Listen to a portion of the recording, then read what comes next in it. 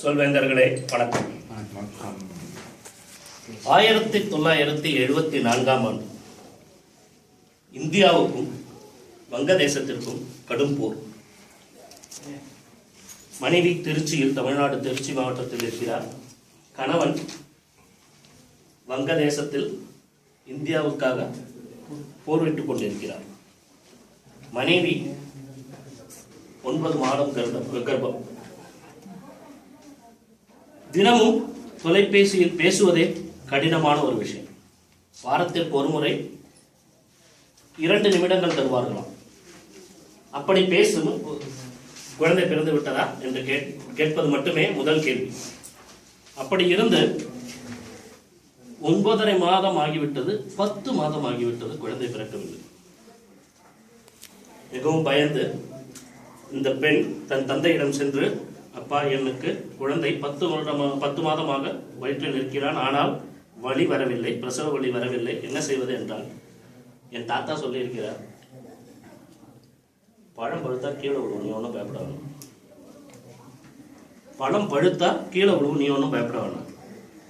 என் தாய் செவிலியாக பணியெடுத்தவர். அரசு மருத்துவம், திருச்சி அரசு மருத்துவமனையில் 32 வருடங்கள் செவிலியாக பணியெடுத்தவர். அவருக்கு தெரியும். உடனே போய் அவரே மருத்துவமனையில் சேர்ந்து குழந்தை பிறந்தது. வாடி வதங்கி, நம்புங்கள், உண்மையிலே அப்படித்தான் பிறந்தேன். வாடி வதங்கி ஒன்றுமில்லாமல் மிகவும் ஒல்லியாக பிறந்தேன். என் அத்தை, என் தந்தையின் சகோதரி, மூத்த சகோதரி, என் தந்தையிடம் தொலைபேசியில் பேசும்போது, குழந்தை பிறந்து விட்டது, அது இறந்தவுடன் அறிவிக்கிறோம் என்றார்கள். இதுதான் அவருக்கு கிடைத்த செய்தி. அப்படியாக பிறந்தேன், ஜென்மம் எடுத்தேன். என்னை பார்த்தால் யாராவது நம்புவார்களா? எனக்கு பெண் பார்க்க சென்ற போது என் தாய் என் மனைவியிடம் முதலில் சொன்ன கதை இது. என் மனைவி என்னிடம் சொன்ன முதல் இது, உங்க அம்மா நல்லா போய் சொல்றாங்க. இப்படி பிறந்து திருச்சி மாவட்டத்தில் ரயில்வே பள்ளியில் பயின்றேன். என் பள்ளி பருவத்தில் மிகவும் அற்புதமான பகுதி, வாழ்க்கையின் பகுதி அதுதான் என்று எண்ணினேன். அவ்வளவு அற்புதமான வாழ்க்கை. நான் என் மகனிடம் அடிக்கடி சொல்வேன், நீ எல்லாம் குளிர்சாதனம் பொருத்தப்பட்ட பேருந்தில் ஏறி செல்கிறாய், வீட்டு வாசலிலேயே வருகிறது, செல்கிறாய், அதிலேயே வருகிறாய், இறங்குகிறாய், ஒரு கவலையும் இல்லை, வசதி குறைவே இல்லை.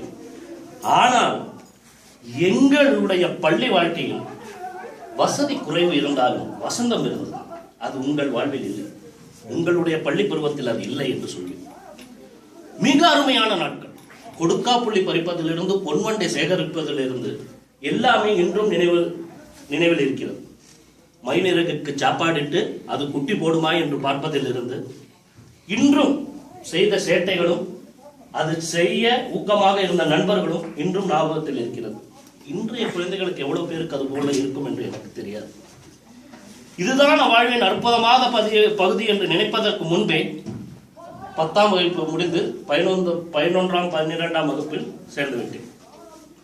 பொறுப்புகள், அடுத்தது என்ன செய்ய போகிறோம் என்ற பொறுப்புகள் வந்தது. வாழ்வில் நல்ல நண்பர்கள் கிடைக்காத பொழுதுதான் நண்பர்களின் மகத்துவத்தை அறிவோம்.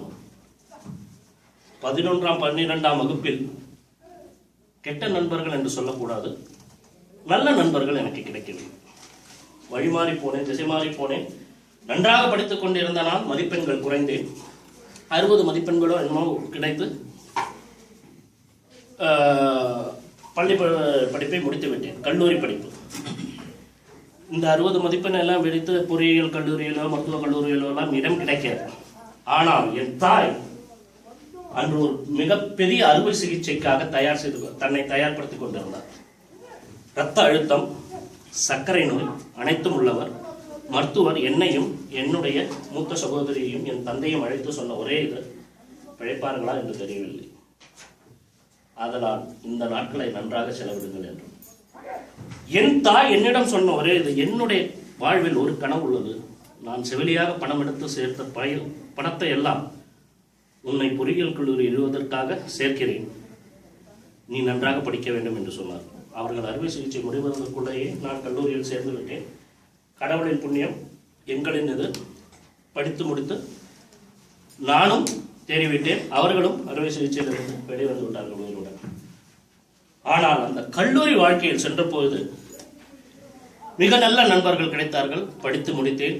மின்னணு மற்றும் தொலைத்தொடர்பியல் துறையில் பல்கலைக்கழகத்தில் முதலாவது மாணவனாக 1995ஆம் ஆண்டு மூகாம்பிகை பொறியியல் கல்லூரியில் தேர்வு பெற்றேன்.